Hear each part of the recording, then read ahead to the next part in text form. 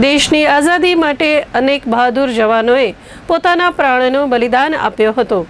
ખાસ કરીને ભગતસિંહ, સુખદેવ અને રાજગુરુ જેવા યુવા ક્રાંતિકારીઓની નાની ઉંમરે જ દેશ માટે પોતાનું સર્વસ્વ અર્પણ કર્યું હતું। તેમના અદમ્ય સાહસ અને દેશપ્રેમને યાદ રાખવા માટે ભારત દર વર્ષે 23 માર્ચે શહીદ દિવસ ઉજવે છે। 23 માર્ચના દિવસે અંગ્રેજ શાસકોએ ભગતસિંહ, રાજગુરુ અને સુખદેવને ફાંસી આપી હતી। આ દિવસ દેશના ઇતિહાસમાં અવિસ્મરણીય છે। તેમની ક્રાંતિ, હિંમત અને ઉત્સાહ આજે પણ યુવાનો માટે પ્રેરણા સ્ત્રોત બની રહ્યા છે। આજ નિમિત્તે ભુજ શહેર કોંગ્રેસ દ્વારા શહીદોને શ્રદ્ધાંજલિ અર્પણ કરવામાં આવી હતી। શહેર કોંગ્રેસના પ્રમુખ કિશોરદાન ગઢવી, રમેશભાઈ ગરવા, કાસમ સમા, મહેન્દ્રસિંહ પરમાર સહિતના અગ્રણીઓ ઉપસ્થિત રહ્યા હતા। આ પ્રસંગે શહીદોની પ્રતિમાને હાર અર્પણ કરીને પુષ્પાંજલિ પાઠવવામાં આવી હતી। શહીદોના આ બલિદાનને ક્યારેય ભૂલવામાં નહીં આવે અને તેની પ્રેરણા સદાય આપણા હૃદયમાં જીવંત રહેશે।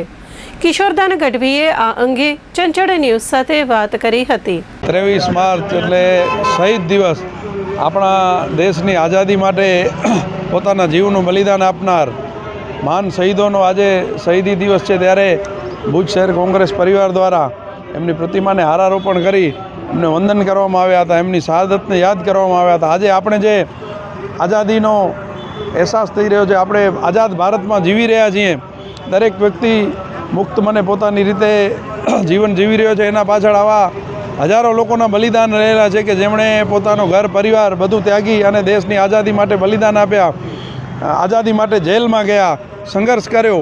આવા બધા વીરોના લીધે આજે આપણે આ આઝાદી ભોગવી રહ્યા છીએ। પરંતુ દુઃખ સાથે કહેવું પડશે કે આ પ્રતિમા જ્યારે મૂકવામાં આવી હતી ત્યારે આ શહીદોના નામ પણ આ સત્તાધીશોએ લખ્યા ન હતા અને અમારા દ્વારા ચીમકી આપવામાં આવી। આ બધા પ્રચાર માધ્યમોમાં આ વાતને અમારા દ્વારા રજૂ કરવામાં આવી, પછી આમના નામ લખવામાં આવ્યા। આ શહીદોનું અપમાન કરનારી ભારતીય જનતા પાર્ટી હવે આજે મોટા ઉપાડે દેખાવો કરી રહી છે, પરંતુ ખરેખર સાચી વાત એ છે કે એમને શહીદોની કદર નથી અને કદર હોય જ નહીં। એનું એક કારણ એ છે કે એમના જે રાજકીય પૂર્વજ હતા એમનો કોઈ આ દેશની આઝાદીમાં યોગદાન રહ્યું નથી। એમની એક નખ પણ એમનો આઝાદી માટે તૂટ્યો નથી કે નથી એમની નસકોરી ફૂટી। આવા લોકોને આઝાદીની કદર ન હોય, શહીદોની કદર ન હોય, એટલે એમના દ્વારા શહીદોનું અપમાન કરવામાં આવ્યું હતું। પરંતુ અમને ગર્વ છે કે અમારી એક ચીમકીથી અહીંયા શહીદોના નામ લખવામાં આવ્યા અને આજે ભારતીય જનતા પાર્ટીને શહીદ દિવસ ઉજવવા અહીંયા આવવું પડ્યું। જે નામ લખવા પણ તૈયાર નહોતા એ લોકોને પણ આને નમવું પડે છે। એના ઉપરથી આપણે સમજી શકીએ છીએ કે દેશ માટે આ લોકોનું યોગદાન કેટલું મોટું છે।